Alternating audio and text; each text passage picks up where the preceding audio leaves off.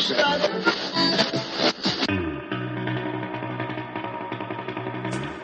Centresteer Podcast, a Land Rover podcast by Land Rover owners.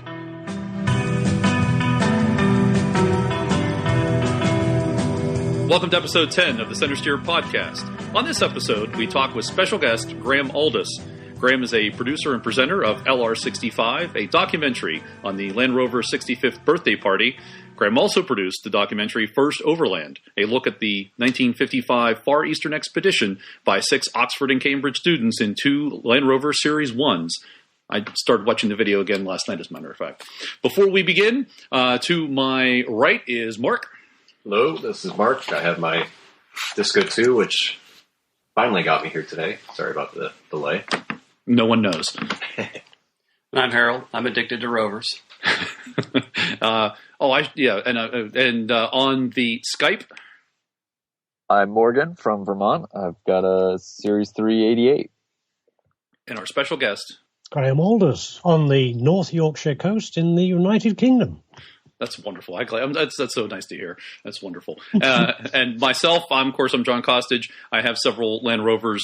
One is working. I can see my Disco 2 right now. It is covered in snow because here in our part of Pennsylvania, the wonderful Commonwealth, it is snowing, and we have about 3, 4, 6 inches on the ground, something like that. Yep, exactly. I shoveled 6 this morning in my driveway, of which we were supposed to get 2 to 4. Yes, and the polar vortex is upon us. It's a winter. Well, we did have some snow here in Yorkshire this morning, but it didn't lay at all, so it's just looking damp outside. Oh, I'm sorry to hear that. I kind of like the snow, but what are you going to do? Agreed. I'm jealous of you guys. We only get the polar vortex right now. Yeah, it's going to get cold here in Pittsburgh again this week. It's supposed to get down to another negative 10 Fahrenheit. On its way. Yeah. All right. This is why I didn't live in Minnesota anymore. I moved to Pennsylvania for the mild winters. So our special guest is GRAEME ALDOUS, and GRAEME produced the Land Rover 65 video, which is a documentary on the Land Rover 65th birthday party. So how did that start off, GRAEME? I know it sounds like you got invited by Land Rover. Well, I did really. It was really quite flattering to do that. As you've said, I was first of all involved with the rescuing the first overland footage of that Oxford and Cambridge expedition, the first great Land Rover expedition. That was a few years ago now, but that got me introduced to Land Rover people like Roger Craythorne and that. Then when Mike Bishop and Alex Massey discovered Arthur Goddard, who was the project engineer of the original Land Rover and the only man still alive who was involved with the building of the original Land Rovers in 1947-48. They brought him over for the Series 1 Club and the Land Rover Register to just find out about what really happened in those days. And I jumped on the bandwagon. I'll be quite frank. I said, look, this has got to be documented. So they said, yes, come along by all means. So I followed Arthur, and that became the stopgap DVD. Then this didn't make a DVD, at least not one for public consumption. But a couple of 2 years ago, would it be, Land Rover decided that they should acknowledge, a bit late, one might say, the great amount of advertising they got from the 3 Oxford and Cambridge expeditions of the 50s, and they got together an explorers reunion, and we had a marvellous event at Gaydon, and they asked me to film that just as a record for the explorers to take away with them. And then that meant that with my feet I think fairly well under the table, when they came to do the 65th birthday week at Packington Estate in Warwickshire, which was where they did a lot of the very, very earliest testing of the Series 1, or it was just called the Land Rover in those days. The Series 1 tag hadn't come onto it. Roger Craythorne rang me round about last March and said, look, we're doing this big event. We've got all these vehicles here celebrating 65 years, special birthday cake flown in by the Royal Navy and that. How about you come along and film it for our internal use, because we want a record of what we did. But also, it's up to you after that. If you would like to try to make it into a commercial DVD that people will buy, do so with my blessing. So that's how it came about. It was a great event. Marvellous to be there. Filming Huey coming through Packington Ford. Huey, the first Land Rover of all, with a camera in the back of my Freelander 1. That was the beauty of Freelander 1. You could drop the back window and put a camera in the back. Can't do that in the new Freelander 2 that I got a week ago. But it was absolutely great. Smile here, big time. You've got some Freelander fans there. I didn't think you people in America like Freelanders very much. Well, most of us don't, but one of us at the table thinks they're the finest vehicle on the face of the earth. I wouldn't go so far as the finest vehicle, but they're certainly mighty. My very first Land Rover was a 2002 Land Rover Freelander. It was wonderful in Galveston red. You've got to put decent tires on them, though, if they're going to perform in snow and mud. Absolutely. I completely agree. How long did the event last? Was it a weekend? It was no, it was a full week. Started on the Monday. I arrived Monday afternoon, having driven down from Yorkshire, and things were already underway. There were all sorts of events going on. The Tuesday was the actual 28th of April, which was the 65th anniversary of the Amsterdam show in 1948, where they first unveiled the Land Rover to the world. And then it carried on through the week. There were lots and lots of visitors came along, journalists, of course, in the first part of the week. A lot of visitors from around the world. We had a huge contingent arrive from China, young people from China who could see, because, of course, it's a very important market. They had a look at the display vehicles, vehicles that have been... Pollyanna was there, Barbara Toy's wonderful 80-inch, that she went around the world in it, sold it, bought it back, went around the world in it again. There was one of the Darien Gap Range Rovers there. There was the millionth Discovery that went to Beijing just a few months ago. Those were the Explorers. Now, what else did we have? Well, there were those fire tenders and pumpers. Wonderful fire tenders squirting water out into the lake. Very, very dramatic. Is that normal in the UK to see Land Rover fire vehicles? Not so much now as it used to be, but they do have a role to play, particularly in factories and places like that where, they might have a works fire engine and they can't get a full-size fire appliance. Mind you, our full-size ones aren't as big as yours, Sure. But, not far from here. If any of you, do you know the TV series Heartbeat? I don't know if it transferred to America, but that was filmed... So. Well, it was filmed in this area here in the North York Moors in a village called Gromont and Goathland. And in Goathland, they have a volunteer fire service which has a Defender fire engine. And it's just volunteers and they fight fires around the village, that sort of thing. That's interesting. I'll have to look. I'll look that show up. You made another one of our panelists smile broadly because he has an ambulance, a former Marshall ambulance. It's a Marshall ambulance. Yeah. I almost bought a Carmichael crash truck too one time. You're not satisfied with just a straight Land Rover, are you? Of course not. No, he's not. No, of course not. He's also got a second ambulance body in his a garage hoisted up into the ceiling just in case. You never know. Spare parts. If somebody was going to throw it away, I'm not going to let them throw it away. It's a perfectly good ambulance body. Yep. You can never have too many ambulance bodies in my book. Well, they only made 2,000 of them, and there aren't many here on this continent. So if you need parts, it's good to have them. So I was fascinated by the ice cream truck. You talked a lot about that in the video, and it was interesting. Was that also a common occurrence? Is that still a common occurrence to see? There are a few of them around. The one that's at Whitby, which is on the Yorkshire coast here, just 17 miles from where I live. That is one of the most famous ones, but they do tend to get them on places where there's good beach access and, so that the ice cream vans can go out and actually sell to the people on the beach. But the Whitby one, it's a Series 2 with a special body on it, and virtually every sunny day. You could see it down on the beach at Whitby. It drives down onto a slipway and gets on the beach, and it's a lovely, lovely old vehicle.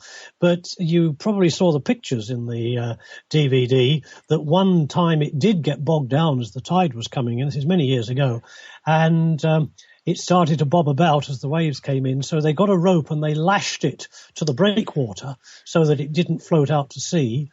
And the next day when the tide went out, they rescued it and they drained it out, and they had to do a little bit of work on it. But it's still going strong to this day. So and is that where Top Gear got its idea for the Hilux Toyota when they did the same thing?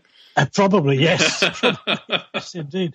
So I didn't know it was going down to Packington. So when I came back from doing some filming around the off-road course on the Tuesday morning, and suddenly there is Neil Trillo's Whitby ice cream van, my old friend, there in Warwickshire. I was pleased. It's a lovely vehicle. The picture just popped up. I was looking at your website, and the picture just popped up as you were talking about it. This is really, really cool. It's interesting. So the other one that just popped up was the flotation Land Rover that had the prop shaft out of the PTO. That was the one-off. That looked really interesting. It was indeed. That one was built, actually going to be a special limited edition for the 40th anniversary. And then, of course, at that time in Land Rover's history, there wasn't a lot of spare money flying around the company. And so it was decided at the last minute, we won't do a 40th anniversary edition. So it was just quietly parked up in the back of the factory somewhere. And then there was a requirement, I hope I'm getting this right, for a test bed for an amphibious Land Rover that could ford rivers and that. And so they made this frame, took this vehicle out of store, made a frame on it, put the flotation bags in, put the prop shaft on the back, and there's a rudimentary tiller on it. The exhaust pipe is extended up in the air. It really is quite impressive, although not really very realistic, because it's a good 10, 12 feet wide. And you can't use it on the road. Oh, sure. The military had that in the 70s. Yes, it was the same sort of idea for they called it the APGP. APGP, Air Portable General Purpose. There were 22 of them made. Well, the amphibious Defender is pretty much the same sort of idea, and it's a showpiece really. It has done a long voyage. It did the length of the Caledonian Canal, right the way across Scotland from Inverness right the way through to the Atlantic coast, or the other way round. I'm not sure which. So it is actually it's done some sea miles. I think for that kind of work, I'd rather have the Stalwart myself. Well, there was one chap in the DVD from the ex-military Land Rover Association. I asked him, what would be your favourite Land Rover?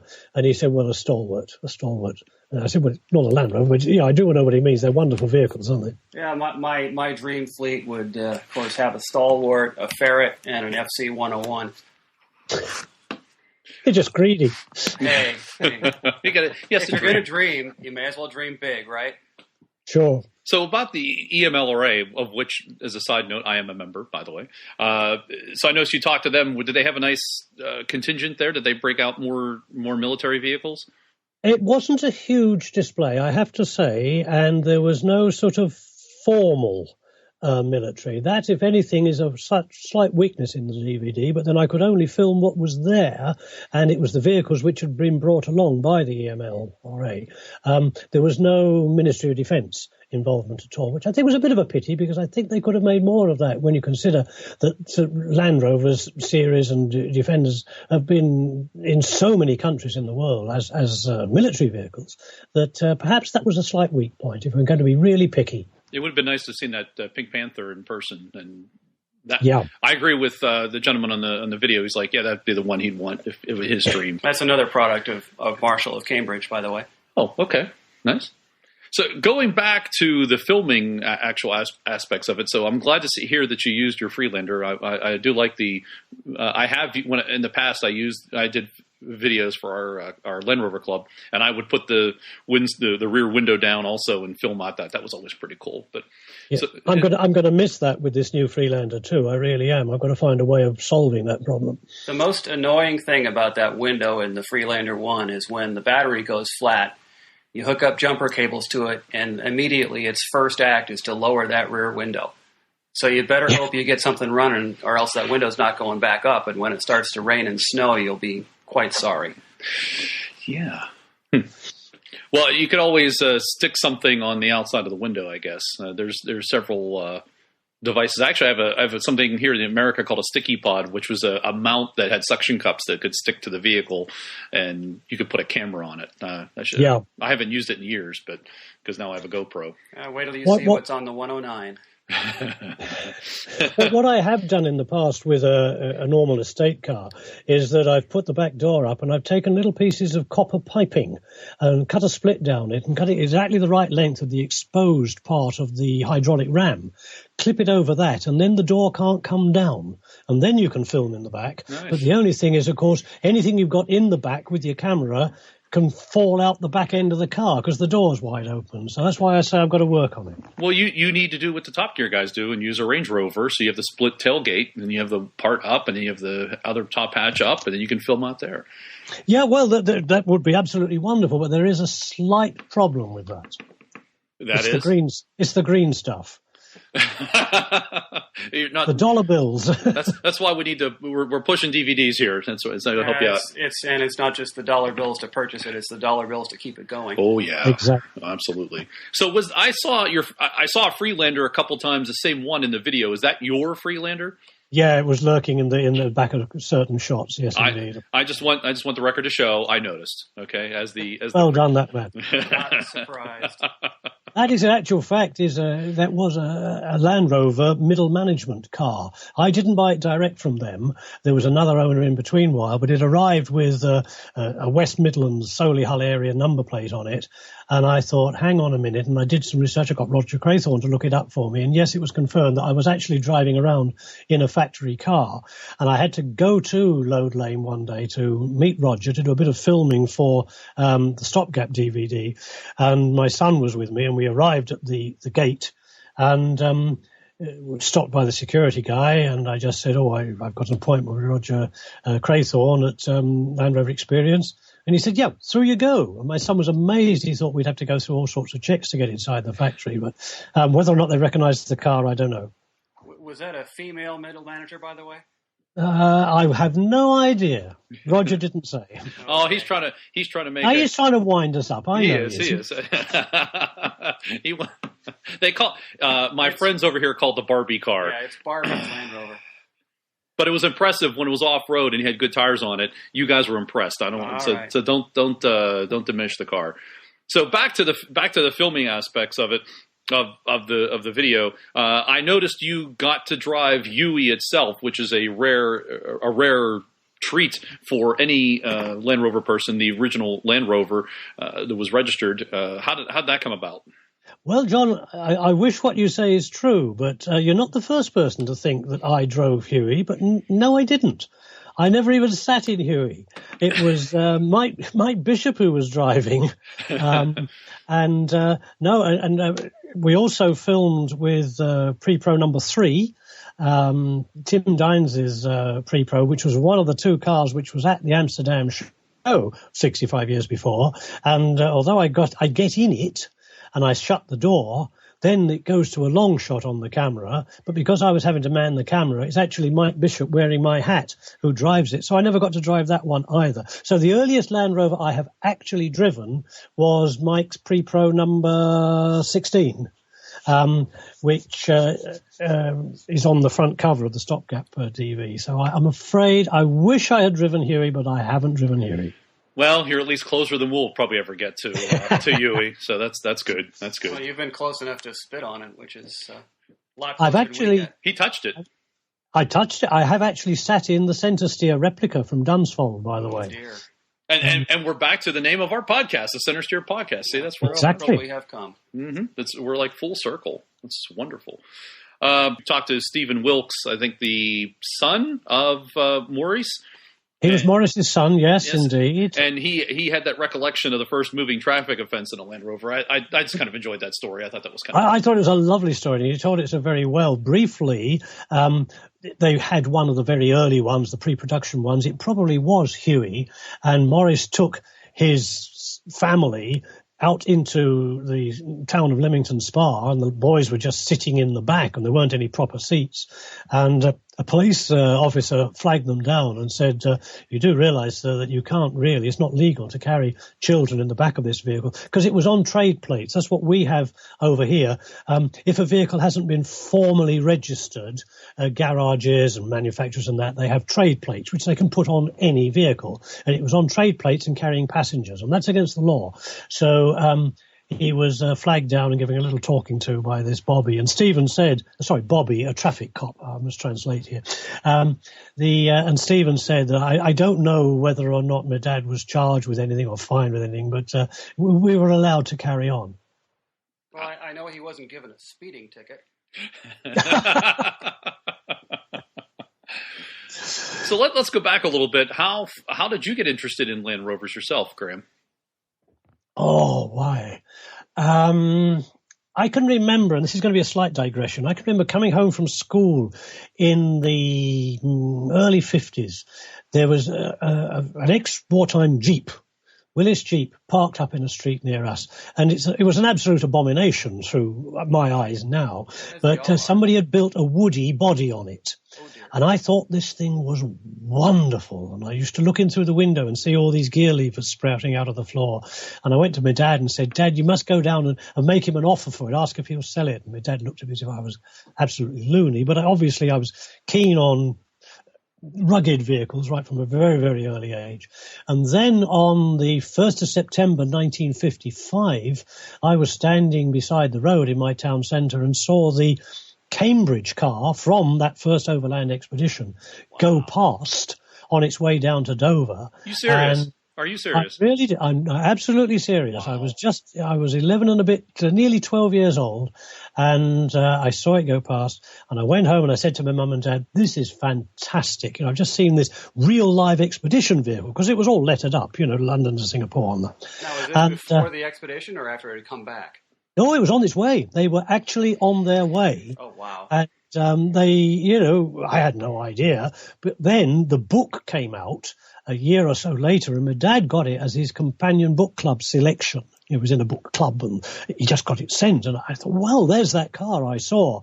And I read that book, and like so many people, I mean, when I've done the first Overland Roadshow talks to Land Rover enthusiasts, I've said to them, put your hand up if you drive a Land Rover now because you read First Overland when you were younger. And the number of people who put their hands up, So Land Rover really do owe Tim Slessor, who wrote that book, a great debt for having introduced so many people to Land Rovers. But anyhow, that book came out. I read about it, and it did mean that when... where would it be? It was coming up to the 50th anniversary of that in 2005.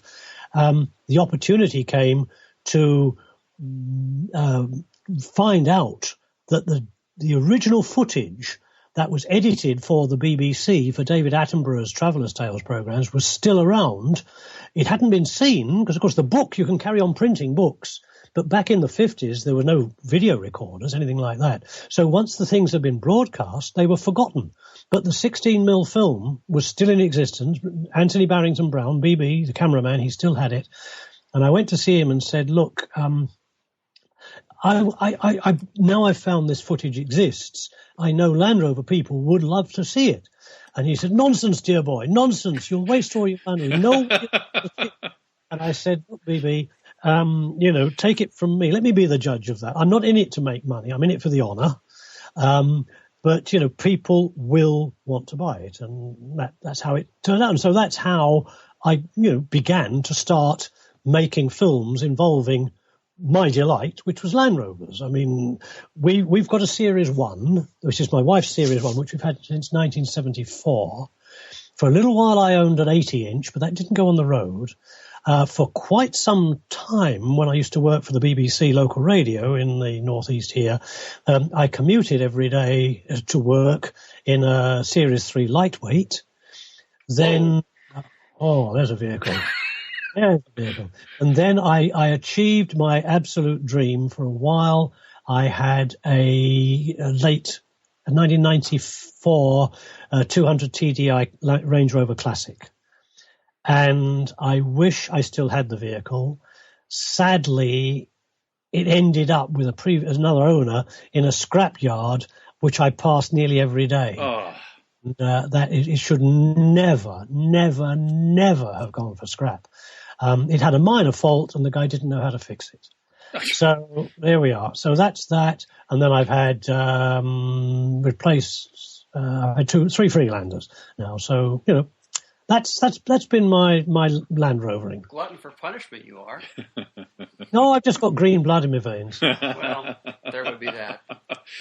We do know a guy here in the States that has an air portable lightweight. His name's Tim Smith, and he's in Connecticut, and he has a companion trailer to it that he takes with him, and he actually has a Hannibal tent on top of the trailer he can sleep on.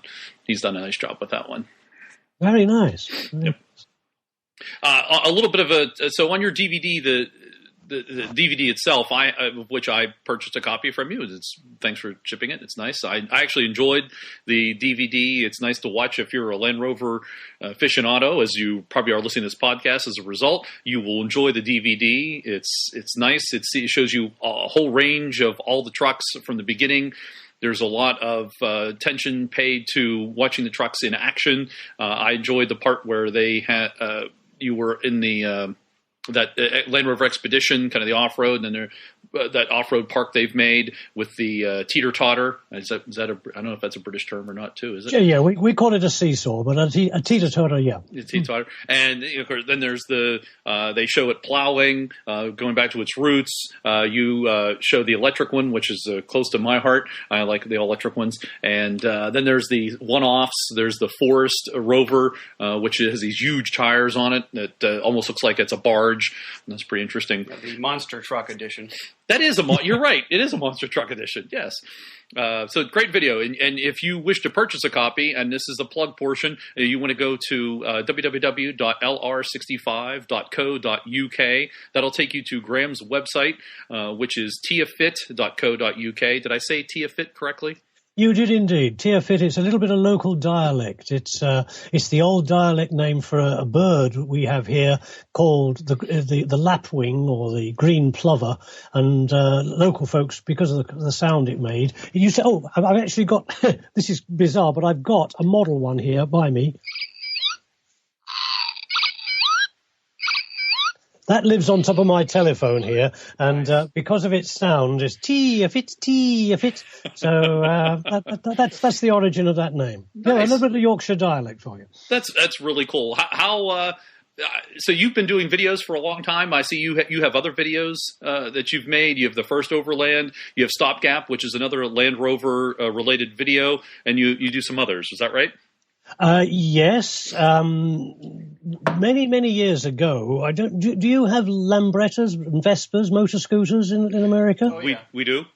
Yeah, well, I used to race 60 years ago. I used to race a scrambles, an off-road Lambretta. And one of my DVDs is about memories of, did I say 60 years ago? 40 years ago. 40 years ago. First thing that goes the memory. Well, I would only... It'll be 60 years. Yeah, I would only have been 10 years old. I wouldn't be old enough to ride a motorbike in those days. But no, 40 years ago, we used to race them. And so, again, I managed to find some old footage. And we went back to the place where we used to race. And we went round and we tried to find the old course through the bushes and everything. So that one's called Still Batty. Don't ask me why. But what we did have great fun is that my... previous sheepdog, because we're a working small holding, a little farm, and my wife has sheep, so we have to have working sheepdogs. And my previous sheepdog, called Nell, she, my colleague and I were asked to make a film for the North York Moors National Park, and I was going to be the presenter, and I couldn't work out a way of why would I stand up in front of a camera and talk about the North York Moors National Park, apart from the fact that I live here? And I suddenly thought, well, my dog was born and bred here, and there's a lot of sheep. The landscape is shaped by sheep, so you need sheepdogs. So she could talk as being a local dog. So she made 3 films, and they're all together on a double DVD called Nell's Moors. And, That was very, very popular with tourists. It does sell all around the world as well. You know, it's this part of Yorkshire through the eyes of a sheepdog. Cool. That knocked you back, didn't it? I'm not sure what to say. Morgan knows a dog guy.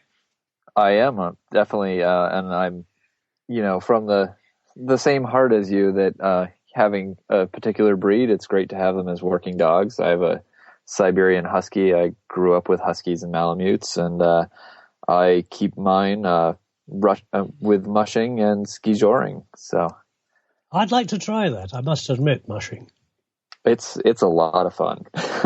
Well, up in Vermont, it's useful transportation sometimes. When you're sexual, from what I understand. Folks want to get your DVDs, especially in North America. Any questions or problems with that? I know I've had a couple and not had any issues watching them, but I know you have different versions.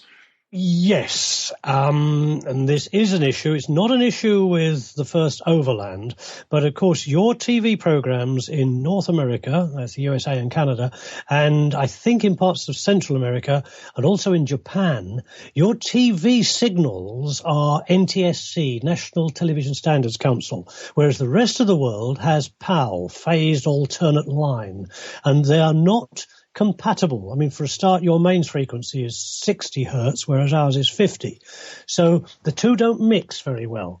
Now, for First Overland, where I got the DVDs pressed in large numbers, I did there pay the money, and it's a lot of money. It's 500 UK pounds. I think I don't know what that is in dollars. Somewhere it's about $650, $700, I think. Probably pushing 1,000 now. Oh, is it? Right. Yeah, you're probably right. We're about 1.61. Okay. So we're talking about $1,000 to get a special conversion made by a professional conversion house. And I could do that for First Overland, but for the stopgap and for LR65, I knew I wasn't going to sell them in big enough numbers to be able to make that worthwhile. So I'm sorry, guys. They are only available in PAL. Now, that doesn't mean they won't play. Yeah, you can play them on computers. Right, and I also put it into, I bought a new Blu-ray player because my old DVD died. And I put in the Blu-ray, and it's fine. I didn't have an issue at all, so I suspect that that's not a problem. Some of your better players do have that capability, multiple formats. This was a cheap one from Amazon. It was just it's like an LG or something. I don't know. Some of the cheap ones have it too. It was just a Blu-ray. But that's really kind of the luck of the draw, I would think. I think I spent $40 on this Blu-ray. So. Well, I have to say that when I was deciding whether or not to do an NTSC version of First Overland, I did send a PAL version over to a contact of mine in America, and he went into his local Walmart and put it into as many machines as he could find. And he's reported that some played it and some wouldn't. But certainly I'm pleased to hear from you, John, that it does look as though, as things move on, now we're into Blu-ray players, it seems as though Blu-ray players will handle PAL standard DVDs. It does sound like that. But anyway, as far as I'm aware, even if your DVD player won't handle it in North America and Japan, you should be able to play it okay on a computer. Right. And I have to admit, I followed your credits at the beginning. I have shown the video for Land Rover enthusiasts in a group not for production and not for any pay, and we did refer your website to all the members of our local Land Rover club. So. I look forward to the orders flooding in. Yeah, I think they waited for me to buy the copy. A small flood there, Grant. Well, I mean, our local club and the three of us that are here at the table are all in the we call it the Fort Pitt Land Rover group, and then we've been around since '96. I think they started the club, and we've been just a social club, nothing more than that really. But it's nice to be part of a group of people that are like-minded. It's been very helpful. I've gotten to know some good people, and I've been very helpful in keeping my interest in my hobby going. So I just a little off topic there, but there you go. Oh, let me butt in and say, I really do appreciate it. From over here in the UK, I appreciate very much that there are people like you around the world, in Japan, in France, in Portugal, in Italy, in Germany, in the USA, who do follow the green oval. And, it must be pretty difficult for you guys over there at times because you're so far away from where it's happening and where you get the spares from and this sort of thing. People over there who restore some of the early vehicles, people in Australia who restore some of the old 80 inches, you've got to send to England for virtually every kind of spare you want. We salute you because you're great guys. Well, thanks to the internet, that's not as hard a proposition as it used to be. I've been working on British vehicles for 25 years now, and back in the 90s when I was working on a lot of Jaguars, I had to make very expensive phone calls to the UK to get parts ordered, and it was an expensive process. But now, thanks to the internet, it's something I can do in the middle of the night with, just in a few minutes for nothing. Can I just ask you to say the name of that car again, beginning with J? Land Rover's sister division. Well done, Graham. We just love the way that America is the Jaguar. Well, we like to hear Jaguar. Yes, I'm sorry. Jaguar. I say Jaguar, yes. It's a past tense, not a present tense. Jaguar, not Jaguar, yes. But at least I don't say it like many around here and say it with an I in the middle of it. I refuse to do that.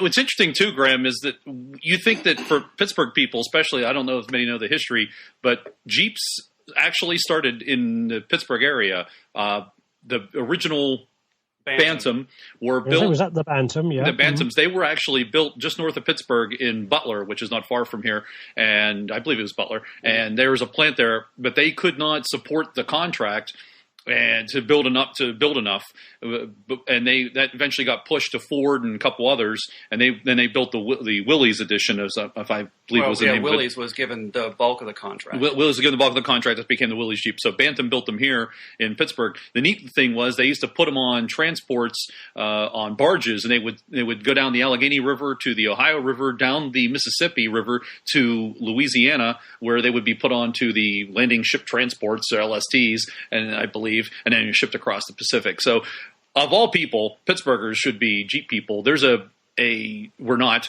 Some of us are definitely not. Definitely not Jeep people. That's true. They've just started in the last, I think it's 3, 4, or 5 years ago now. There's a Bantam Jeep Festival at the Butler Fairgrounds, which I've been meaning to go to, but it's large. A lot of people come from all over. Kind of interesting, but I for one know that there's the Land Rovers and Jeeps are inextricably linked, and so I think, which makes Pittsburgh all the more interesting to be connected with Land Rovers. Did I make that connection right now? In a very circuitous way, yes. Long way to go. I like my hometown. What can I say? Plus, it's named after a British Prime Minister. How about that? No one remembers that part, huh? Chatham. William Pitt. Was it William Pitt the elder or the younger? It's the elder. The elder. And we have Chatham University because he was the Earl of Chatham. So there's a university here named the Earl of Chatham. And, of course, you have Carnegie Mellon University. Carnegie, we say Carnegie, not Carnegie, because he screwed all our relatives over, so we're going to say Carnegie. And we have a town named after him. We have a university named after him. Libraries, museums. The early internet. Yeah, the first internet, the library museum system. Just a quick question for Graham. When you were starting your project on the first Overland, you say that BB had the original film footage. What kind of shape was that in? Did you have to do a lot of restoration to it? I never actually handled the film itself. He managed to get me a broadcast quality copy of it done by a facilities house down in Bristol, near where he lived. But the whole point was it was silent. It was mute film. Okay. Because in the days when that was made, there was no in-sync sound like we just take for granted with modern video. And so when it came for broadcast, it will be edited. There will be a roll of film and a roll of sound film, magnetic film, and the two would be put on adjacent machines. That's where you get the countdown at the beginning, the 9, 8, 7, 6, 5, and the 5 has got a big white flash, and there's a beep on the sound reel, and you line those two up together, And then when they say, right, it's going on the air, run VT, run videotape, press the button and both start together and off they go. But of course, that was only professional kit. And so when BB was given a copy of the film, I don't know whether or not he was ever given a copy of the sound. I can't ask him now because sadly he was killed in an accident a couple of 3 years ago. But certainly we didn't have access to the sound. So there was I with 80 minutes of wonderful film footage and no sound to go with it, which is how we devised the idea of I did the edit and then I played the edit to BB and Tim Slessor and filmed them watching their film. And in that way, we got a commentary on it. But technically, yes, I did have to do quite a bit of work because the film, of course, film was edited by joining it together with bits of sticky tape or with glue. Oh, yeah. And somehow we never used to see that when it went through the projector. But sort of 50-odd years on, I don't know whether the glue had hardened or what, but it kept jumping. So although I was watching it on video, every time there was an edit, it jumped. Now, bearing in mind that the camera only ran for a maximum of half a minute on one winding, you could see that there were lots of little shots. And so I had to go through it. Of course, electronically you can do this. And on every edit, I cut out 5 frames. And it meant that the whole film actually ran 6 minutes shorter by the time I'd finished it because there were 2,003 edits and you know that I had to mend. You know the precise number. That tells you there's a man who knows that he did a lot of editing. Yeah, I counted. Yes. I counted. You know there's a lot of work when you keep track. Yes. Yeah. How many hours of video did they take and how many did you go through? For First Overland? Yes. Well, I don't know how much, because what I was given was the 3 23-minute programs that the BBC broadcast as Traveller's Tales. Gotcha. Now, I basically took that edit. I did sometimes move bits around a little bit. I really used it all, except for one bit where they were in Afghanistan and they were in the opium fields and they were looking at opium poppies and it had connotations which 50 years later were just a wee bit iffy. So I did cut that bit out. And there is one other shot. And if you watch it, please watch just before the very, very end. With the credits, there's a bit of film moving diagonally across the screen. And there is one shot in that, a beautiful, beautiful shot of the dark blue Oxford car on a road in India. And it's going past a beautiful waterfall that's coming down. And that was such a wonderful shot that I kept it on one side. I'm going to put this in the film in a special place. And I completely forgot. So it doesn't actually appear in the main film, but it does just that tiny little shot at the end, which is a great shame because it was a beautiful, beautiful footage. BB, was a darn good cameraman. And considering that he only had a very, very crude camera to work with, and he was sort of editing in the camera as he went along. He was making up all the shots he needed. And, it was, I take my hat off to him. He was a lovely man. I own that one, and I've watched it at least once. I started going through it again in preparation for this. It's a good video. Where again can folks get your videos, and which Land Rover ones do you have? Right, on my own Tearfit website, which is tearfit.co.uk, and I'll spell Tearfit: Tango Echo Echo Alpha Foxtrot Indigo Tango. .co.uk. On that you can find details of the First Overland and the Stopgap with Arthur Goddard, those 2 DVDs. But LR65 has a web URL of its own, and that is lr65.co.uk. And they're very reasonably priced. They are £22, posted anywhere in the world. And I can attest to that. I own 2 of them, and you sent them to me very quickly. I used PayPal to pay for them, and converted to American, of course, reasonably priced, and you can show them to your Land Rover friends, so you're okay with that. That's fine. Thanks, Graeme, for joining us. We really appreciate you taking the time. Hopefully you can stay around and continue to talk with us about the news. I'd be delighted to. Heralds and Word. Suck, squeeze, bang, blow. If this were the game show Jeopardy, the correct response would be, what makes an engine work? Suck, squeeze, bang, blow. These are the 4 actions, or strokes, of the 4-stroke internal combustion engine. Each stroke involves a piston moving up and down in a cylinder, much like an old-fashioned bicycle pump.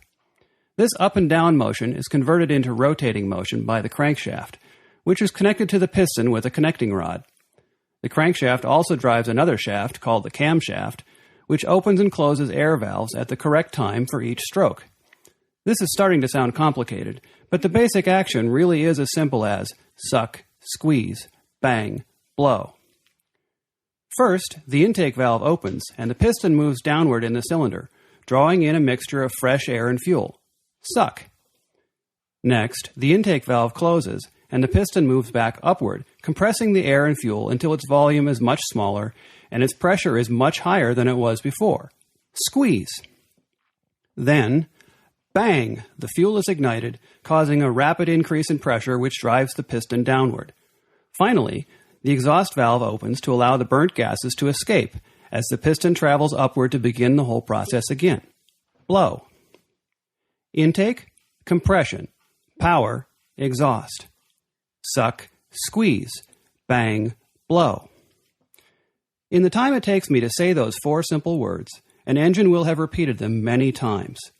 In fact, about 50 times per second for an 8-cylinder engine idling at a stoplight. Rev it up to redline, and that same engine will be sucking, squeezing, banging, and blowing more than 20,000 times each and every minute. With everything happening so quickly, one would think you'd need a computer to control all of this.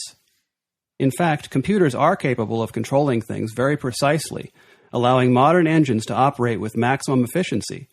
But it's also a fact that internal combustion engines had been sucking, squeezing, banging, and blowing for nearly a century before computers were invented. The earliest attempts at a working internal combustion engine imitated the principles of the steam engine. They made no attempt to compress the intake before igniting it. It was suck, bang, blow. No squeeze. This so-called atmospheric design was incredibly inefficient, as the best one was over 1,000 cubic inches and produced only 2 horsepower. In the mid-19th century, a German salesman named Nicholas Otto was working in Paris when he had occasion to see one of these engines. He realized it could have tremendous commercial potential, but only if it could be made more efficient and reliable. In 1864, Otto met an engineer named Eugen Langen, and the two formed a company to design and build engines. At the 1867 Paris World Exhibition, their engine won the grand prize. Although it was considered to be an advanced design, it was still an atmospheric engine that only produced 3 horsepower. Otto and Langen began to investigate the idea of compressing the intake charge before igniting it.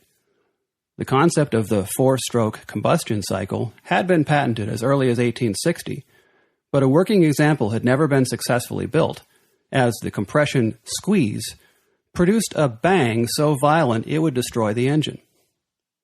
They put a team of talented engineers on the problem, and on May 9, 1876, they produced the first working 4-stroke engine.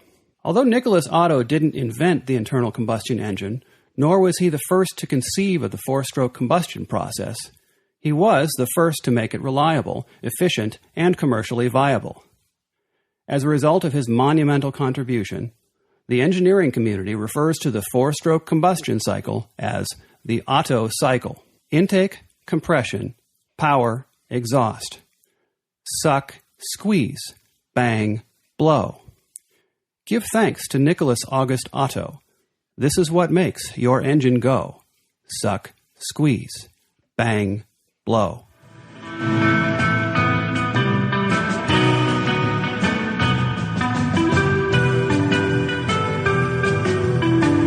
as we seem to have been falling for in all our years of podcasting, which is only 0.1, Land Rover had its best year ever. So for 2013, Jaguar Land Rover sold 426,000 vehicles worldwide, and which was a big boost in their sales, 15% over the previous year. In particular, I apologize. Land Rover was up 15% in particular. In China, they were up 30%. In the U.S., they were up 21%. In the U.K., sales were up 14%. So good time to start the podcast when sales are up. Well, most people don't believe in coincidence. You think podcast comes out, sales go up, right? There could be a link. Yes, both of our listeners have been to their dealer more often. I think we have 20 listeners. That's probably us on the panel. Everyone who's ever been invited. Everybody's ever been invited. And we have like 27 people on the Facebook thing. I know. Moving up the double digits. So that's good. Sales are going well. That's good. It's also good for the brand and good for us as aficionados and as enthusiasts, because it keeps the brand out there, as we've continued to talk about. And this also shows that they have the money now to do things like a 65th birthday party. They have the money to have new vehicles, new models, and upgrade them and push them out. They're not staying stale and sitting around and just kind of plodding along. So sales are good. How are the sales on the Jaguar side of that equation? I think they are better. I did see Jaguar. I think I have another story here. They just said that Jaguar was the whole Jaguar Land Rover was up, but I can't find the Jaguar numbers exactly yet. But Jaguar, I think Jaguar itself had done better. Have you seen a picture for their new one? It's I forget the X something, but this is the rear. They show the picture from the left-hand side rear, sexy car. Oh, outstanding! It has a swooping tail. Well, few of them are not sexy. There's been some Jaguars that have not been good-looking cars. Well, there have been a few, and the company has survived regardless. Yes, but every now and then, when they have these ugly ones, then they come out with a really sexy one that turns the company back around. I'll have to find this one and as we're talking here and tell you that it was just a outstanding car. It was a great looking car. Anyways. So next up is I'm calling this the Expedition section. There have been 2 Expedition records that Land Rover has been pushing, and they have Defender visited the coldest place on Earth. They traveled, I think, 20,000 kilometers to the middle of nowhere, Russia, where apparently it is negative 67 degrees Celsius. Which would be translating for Fahrenheit. Anybody know? Be in the 90s somewhere. Negative 89.8. Okay. There's 500 people there. At what temperature do tires start to go square? Because it's got to be pretty close to that. I think at that point the tires are pretty much just frozen solid, so they'll still stay somewhat round. I'm just thinking about the oil and the shock absorbers freezing, so there's no suspension travel left, and the tires are hard as a rock. I bet it's a bumpy ride. Soft, plushy foam seats are hard as a rock, even at 35 below. So at 90 below, I have no idea what they do. These vehicles they did minimal upgrades. They did some underbody armor. They, I think, upgraded the rear transmission, if I remember correctly. But they also added special extra heating. To the point that you can heat the vehicle without the vehicle being running. They didn't give any details on that. I assume it's electric, but I don't know. Or maybe it's a generator of some sort. But so they did have a separate fuel-fired heater. Very possibly. So that's in that kind of weather, it's very important to have a heat source that does not require a running vehicle. Well, and once your vehicle is running, you don't do anything to change that. Exactly. So that's 12,000 miles to Oymyakon, and they reached Russia, and from my understanding, no problems at all. Really? The name of that place starts with Oh My? That's how I read it. Okay. Maybe I'm wrong. It's in Siberia. There is a website. If it's that cold out, I'd be saying oh my, definitely. There is a website called poleofcold.com, and you can see a bunch of pictures. There's a really neat one of this red, Galveston red, Defender 110, and there's this gentleman who's dressed in, it looks like ceremonial garb, looks like he's a mage out of some fantasy film, and he's standing in front of it. It's a fantastic photo. Go out to Pole of Cold and take a look at the pictures. Just some really neat stuff. They did a nice job on their website too. Along those lines, but in the opposite side of the world, Saudi Arabia, Oman, and Yemen, there's a desert that covers 250,000 square miles. They apparently large as Texas, and they took a Range Rover Sport and did a series of driver challenges as part of a series of driver challenges, and they crossed the desert. Apparently, it's the world's largest desert in record time in the Range Rover Sport. And timed it so that they could clear the desert just in time to roll into the Dubai car show. They just crossed the desert the whole way and just drove right into the show. They did a similar thing at the New York Auto Show where they had Daniel Craig drive the Evoque across the bridge, and they closed the bridge and they drove right into the auto show. Hey, okay, yeah. When you have money, you can do these things. Definitely. I think the desert one is far more impressive. I don't think we never spoke about them beating the world record for production vehicle up Pikes Peak either, did we? I don't think so. Can you enlighten us? I have limited info. They've been running it as a commercial ad for a while now, but I believe they did that. Oh, I think I did see so. I forgot to note that one. I think it was a Sport, but it was very impressive time. They've been doing a lot with the sports lately, I've noticed, and pushing those. Yeah. Back to the Jaguar, by the way. It is the X-Type Coupe. I'm now showing pictures. It's the new F-Type Coupe. Tell me that's not a sexy vehicle. Oh, it definitely is. Look at that. That's just outstanding. You can take a look. But then I'm biased, so it's really dumb to ask me because, of course, I'm going to like it. I'm a fan. It's okay. It's okay to be biased. And next on our cavalcade of news, this has been around for a while, but I thought it was interesting to bring up and talk about, is the Landywatch is a network of Land Rover owners whose aim is to assist in recovery of stolen Land Rovers and make their vehicles less susceptible to being stolen and to thieves. I think it's a UK-only thing, but they do have a website, landywatch.co.uk. I suspect it's probably really good for series trucks and Defenders. It helps us here in the United States because then we hopefully don't get any stolen vehicles that are then imported in the United States, which can cause problems for all concerned. It is a bit of a problem here in the UK, I must say, because they are... So we say that the Defender in particular, particularly the soft tops, not there's many new soft tops nowadays, but there's a lot of obviously series ones around and early Defenders. They are not thief-proofed, whereas cars... majority of cars now have got such good alarms, such good security on them, that your average car straight out of the showroom is virtually unstealable. Whereas, a set of wheels, particularly if you've got decent wheels, decent tyres, accessories on it, they can be a target over here in the UK. And I think that is how Landywatch has come about. A lot of people, they use this smart water. I don't know if you've come across that. It's a liquid you paint on, and it's got microscopic little flecks in it, and they've got sort of a DNA you can read in them. And you paint that on your vehicle, you can't see it, but it can at least prove, if it's recovered, that it is yours, or was yours before some fella took it to pieces. What's it called, Graham? Called Smart Water. Smart Water? Smart Water, yeah. Interesting. Okay. I'll have to look that up. Very Not interesting. heard of that. Hey, following Land Rover owners, there might be a day that goes by without someone posting of a stolen Defender, but it's a constant flow of pictures of this was stolen. Is that your most commonly stolen vehicle over there? Oh, I wouldn't say that categorically, but I would say it's a good target. Yeah, because another thing is you could dismantle them so easily and get rid of the bits. Oh, yeah. They're very easy to part out, which makes the secondary side of the stolen parts business very easy for Land Rovers.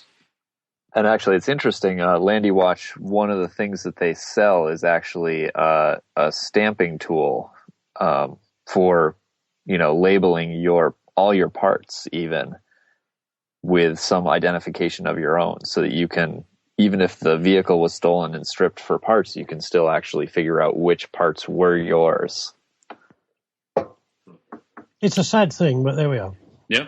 Well, I encourage you to check out landywatch.co.uk. Registration is free, and you can sign up and then track your vehicle. So, and look for other vehicles that are stolen. I guess if you're in the United States and you're looking to import one, it might be a good opportunity. Check this site out, see if maybe what's being advertised to you may in fact have already been stolen, because you don't want to be on the receiving end of a stolen vehicle, and especially after you spent thousands of dollars to get it transported over to the United States. Next, there are pictures. I saw pictures. They put them out just at the end of the year for the Land Rover SVX, the 60th anniversary special edition photos, and it's all black. The only thing that I noticed is that it's a completely blacked out truck. It's a D90 soft top. There's 60 in black on the side of the vehicle, and there's a little cutout for there's mud flaps, and there's a cutout so that the mud flap doesn't go through the exhaust doesn't go through the mud flap. Excuse me. So those are out there. If that interests you, we'll have a link to those 60th anniversary. Even though we are on LXV. LXV, yes, indeed. The 65th anniversary one, LXV is, of course, 65 in Roman letters. And there were a few of those at Packington Hall, and I was able to film them. I got a ride in one.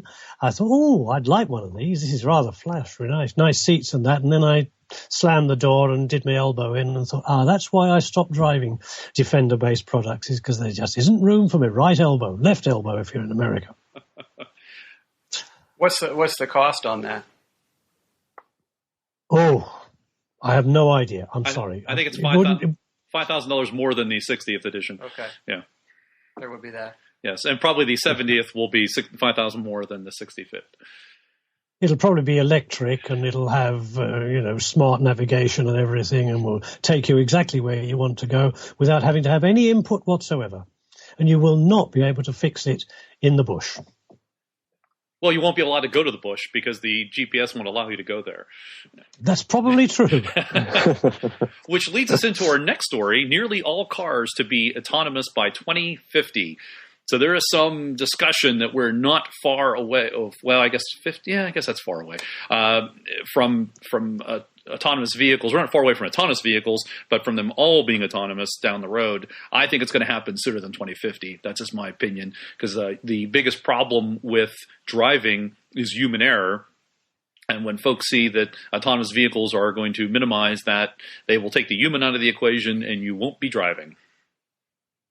I have to say, with this new Freelander I've got, I'm going to have to take it into the garage in a couple of days' time, into the auto shop, to get them to put the test book on it and try to turn off some of the things which, I could quite see why you want it to go bong, bong, bong if you haven't put your seatbelt on. But, I live half a mile from a public road, and I often drive little short distances, and I don't want to put my seatbelt on every single time. Why is it that when I drive off, all the doors locked? Nobody's going to come and mug me here and steal my iPhone or anything like that out here in the middle of Yorkshire. I want that turned off. Why do the mirrors have to fold in every time I lock the car? I'm parked in the middle of Yorkshire. It's not like somebody's going to come past in a truck or a bus and wipe the mirrors out. All these things are very good. They're very clever, but I don't want them. They should be optional. And the real problem with the folding mirrors that I see is it's all well and good to have them fold, but the minute they fail and don't unfold, then they're completely useless. And your vehicle is illegal on our roads here, at least. If you haven't got your two mirrors, then you are committing an offence. Right. Yeah, I think we are too. Although you're right, some of this stuff should be optional. But let's face it: the people that want it optional are the people that like to drive, and that number, unfortunately, is relatively small. And I do see in where I work. I mean, I live in the suburbs, but I work in a city, and I see all the time where folding mirrors would be an opportune thing, and it's something you don't necessarily want to think about, and they fold on their own. That makes sense, but it goes back to. They should be optional. Oh, yeah, I want the folding mirrors, yes, but I don't want them to do it automatically every time I lock the car. I can agree with that, definitely. So be on the lookout. Autonomous vehicles are coming, people. The problem I see with the autonomous vehicles is, the technology's there, but technology doesn't always work right, and there's... it's going to take a couple of big incidents where something didn't work the way it was supposed to, and all of the requisite litigation that's going to happen, and that will slow down the process. But is it I don't think it's going to be any worse than humans who also make mistakes and probably make more mistakes than a machine will make. And over time, not even over time, I think relatively quickly, once you see a production vehicle that's autonomous and does the job, and you turn them into taxis, you turn them into truck drivers, those things are going to be the first thing that's going to happen. Those daily driving routes are going to be taken over by autonomous vehicles. So if you are a driver and enjoy driving, or you are in a profession that's driving, I think that's where they're going to aim themselves, and those people are going to be out of jobs. Makes sense for taxis. There are no taxis in Pittsburgh. There's no taxis in this area. If you get autonomous vehicles that you call up, hit a number, they bring the autonomous vehicle to you, you jump in and go, you're not going to steal any money. There's no one to steal money from. They can drive as long as they want or not as long as they want, and you can be drunk if you are, and they'll take you somewhere and drop you off. Did you ever see Total Recall? Yes. Hi there. Welcome to Johnny Cab. Yes, exactly. Right. It's coming. It's coming. And I tell you what else is coming, and this was something I was reading about only earlier today here in one of our Sunday papers in the UK, and that is that this is going to be a European directive fairly soon, whereby all new cars, I think it's by 2015, are going to have an automatic emergency device in them, so that if you have an accident and the car senses, okay, the airbags have gone off, then it will automatically dial the emergency services, who will then come and attend to you without you having... Now, you think that's a great idea, isn't that fantastic? But what the paper's pointing out is that it is possible for the police, the security services, but the police as well, to keep track of where a car is through that same device, even if without it having had an accident. So what they're saying over here in the paper is Big Brother is watching you. Pretty soon, if you drive a modern European car, the police will be able to see where you are through GPS. The police say, oh, of course, we're not going to use that. No, we can't use it. But the possibility is there. And here in this little part of Yorkshire where I live, we've suddenly started to see square radio aerials appearing on some of our lampposts, and trying to find out what they are. It turns out that this is part of a national network of number plate recognition cameras. The police nationally, I understand, are doing this, and as you drive along, you will go past this camera and it will send your details in to a central database. Of course, it's all to combat terrorism, isn't it? Of course. It's very, very frightening indeed that soon, without anybody being able to do anything about it, they're going to know exactly where you are on the roads of the UK, on the roads of Europe. We have that same debate over here, so you're not alone. And the only problem is you're ahead of us because you've got more cameras than we do. You're going to need to get we have a lot of cameras. James Bond license plate flippers. Yep. Well, yeah. Well, and a little interesting fact, the Pennsylvania just changed some of the taxing laws here for road cars and transportation. On the Pennsylvania Turnpike, which is a pay road, the fine to obscure your license plate, so when you go through to avoid paying the toll, because they take a look at your license plate, and in case you don't pay, the fine is $3,000 to obscure your license plate. I wonder if they're going to count road slush because they can't clear the highway. They actually count that here in Vermont. Naturally, we don't have any turnpikes or anything like that, but you can actually be pulled over and ticketed for not cleaning off your license plate. Oh, that can already happen. I mean, that's been a law here in the Commonwealth for years. You can also get pulled over for not clearing your car off of snow, which I agree with. But I just found it interesting how much money the turnpike they'll nail you with for purposely covering up your license plate. I think the snow is not purposeful. That's they'd have to prove some intent to elude there. Elude. I mean, if you didn't pay and then right. But if you put people put those smoked license covers, which they think are going to obscure things, which I don't think they do. They don't work. But that'll get you a fine if necessary. Of course, in the UK here, it's a very good idea to run a very old Land Rover because, of course, all our number plates over here are black on yellow at the back, black on white at the front. They're reflective. But if your vehicle was built before 1973, you are allowed still to have the old original license plates, which were black with white or silver lettering on. And it doesn't follow exactly the same font as the ones the cameras are trained to recognize. And nobody's actually ever admitted whether or not our modern speed cameras and number plate recognition cameras are fooled by old number plates. But it's rather reassuring when I'm driving the Series 1 to think you can't see me. Well, the old plates are also non-reflective, so they're harder for the cameras to photograph optically. Indeed, yeah. I think that's just an old wives' tale because cameras are good and they are better than you think they are, and they can account for such things as non-reflectivity. You can change the contrast. There's things you can harder do. for police with their human eyes to see at night with their non-reflective.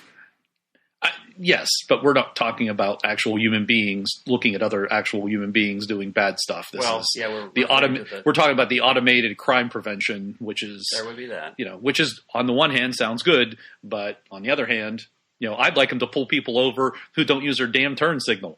Or turn against the double yellow line. I travel down, this is my rant. Here we go. Travel down Route 30, and you got people in the left lane, and they are turning left on a double yellow line, and people, I didn't know that was illegal. Yeah, it is. Okay. That's my rant for the day. Mind you, number plates aside, there's a lot of other cool reasons to drive a Series 1. There's lots of reasons, cool reasons, yes. Cool being the appropriate thing in winter weather, yeah. It's very, very cool. In the polar vortex that we're under right now, it is not necessarily the vehicle to be driving. That's that's what you should start up, and you have to let run for 20 minutes before you can even get in it to go. So next up on our cavalcade of stories, I like electric vehicles. And I had this idea, and I mentioned it a couple podcasts ago. Someone has done it. They were listening to our podcast. Ford to unveil its first solar-powered car. So they unveiled at the Las Vegas CES, I think about a month ago, the C-Max Solar Energy Concept. It's admittedly a concept. It has a solar panel system on the roof which tracks the sun's position and will charge the car. The prototype is said to be able to travel for 21 miles once fully charged. And how long does it take to recharge? That's not important. It's a start. It doesn't matter. The GPS on the car will not allow it into Pittsburgh. No, you can't go there. This is a start. You need to start these things, and someone has to do it so that others can follow and others can improve and update the system. I understand that, but I have a little solar panel. It's about 6 inches wide by about a foot long, plugs into the cigarette lighter. I could put that on top of my car, recharge my batteries, leave it in the sun for 3 months, and I could say I've got a solar-powered vehicle. I drive it for a couple hours, charge it for another 3 months, drive it for a couple hours, charge it for a couple 3 months. I've got a solar-powered vehicle. You do, but this is in conjunction with other means to charge the battery. So this is nice. This can top off as you're traveling throughout your day in the summertime when there's 12, 15 hours of sun. You can charge up and go a little further, even if it's a little bit further. You can. Solar power as an assist to the charging system is an excellent idea. I like that, and I suspect that's what this is. It's been around for decades. Yeah, well, isn't Prius doing that now? I don't think they have solar panels in the roof. I think somebody has where it actually powers the accessories in the car. Saab was doing that back in the 90s. Yes, Prius does actually have the option now to get a solar panel, but as Mark says, it's only for charging the accessories. Which, miles per gallon's a great idea. But definitely. Can I just get a little bit of devil's advocate here? Of course, we're doing all this green stuff, this electric stuff and that, so as we're saving the planet. What about making all those solar panels? Where do they come from? Rare earth metals and this sort of thing. Silicon. It's I suppose, silicon, but there's an awful lot of stuff going into electric motors and that kind of thing, which really is not very planet-friendly. And all the electricity, apart from with solar powered, all the electricity for things like your Prius and that, it has to come from somewhere.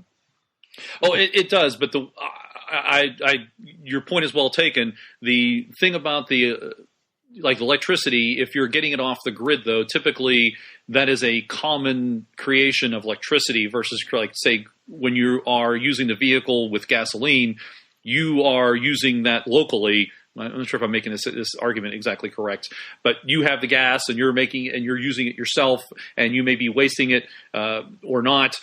Whereas if you're getting electricity off the grid, there's a common creation source versus you taking the creation source with you. I think I made mind that you, well. that common creation source is often quite dirty, and that's a dirty little secret. But the thing is, with a common creation source like that, they pull that creation, they pull that production, and they can pull the protection and the safety mechanism. So you can put a scrubber on a power plant, and it's centralized and localized, and so then theoretically the cost would be reduced per unit, per person, per mile, whatever you're looking at, because they can centralize all that. Theoretically, yeah, the economy of scale. But the point I always make when this discussion comes up is that people like to call electric vehicles zero emission, and they're not. They're just remote emission.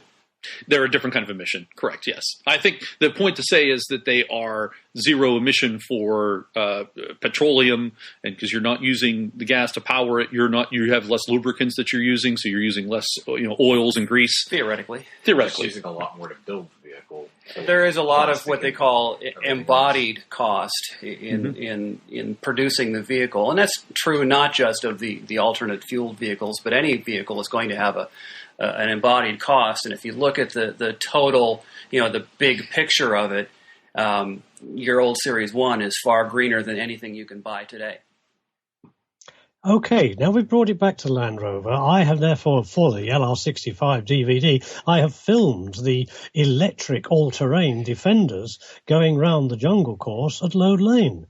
And I'm sorry, it is so wrong to see a Defender come towards you and hear it whining like an electric delivery vehicle. I'm sorry, you've got to hear an engine there. It's got to be a TD. It's got to be a V8. I'm sorry, it's all wrong. Well, they make this little computer chip that generates the sound of the clatter and a couple speakers in the back, and it could sound right at least. BMW Great idea. Yeah, I think that BMW started mocking engine noise in their M3s. I think Lexus does that too, don't they? Don't they pipe some noise inside the cabin because it was the cabin was so quiet that people couldn't hear the outside? Actually, getting back to the LR65, Graham, the Freelander that was on the off-road course, that sounded like a diesel? Well, all our Freelanders here in the UK, modern ones, they are diesel. Damn. You can't buy. I don't think you can buy a petrol Freelander here now. I think we're much bigger on diesel in Europe than you are in America. Absolutely. And diesel cars are I couldn't buy a Freelander 2 with a petrol engine in it here. My Freelander was petroleum, was gasoline, but those diesels always excite me. In fact, I just bought a new Jetta. Volkswagen Jetta that's turbo diesel. It's one of outstanding. 2 cars you can buy in this country with a diesel engine in it. There are more coming. There are more coming. Audi's picking up, and BMW's picking up. But yeah, for years, if you wanted a compact wagon, a state wagon, you might say, you had your choice. It was Volkswagen or it was Mercedes-Benz. Yeah. Oh, on Diesel Watch, by the way, for those of you who live in North Huntington, Pennsylvania, we have a new diesel station. One of the 3 sheets in my township, it's a gasoline station. They now have diesel, auto diesel. Good. So that's on Diesel Watch for those of you who need diesel fuel. Well, that concludes this 10th episode of the Centresteer podcast. I want to thank you for listening, and I especially want to thank Graham for joining us today as our guest panelist and guest star. I don't know if that's the right word.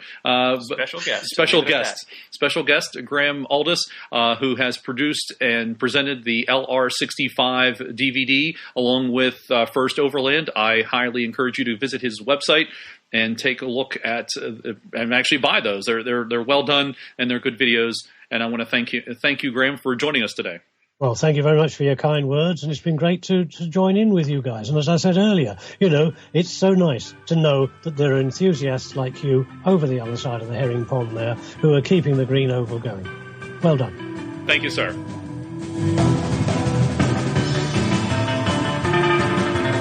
The Centresteer theme song, Sunset Rider by the Tritons, is available from Nivio's Music Alley. check it out at music.mivio.com.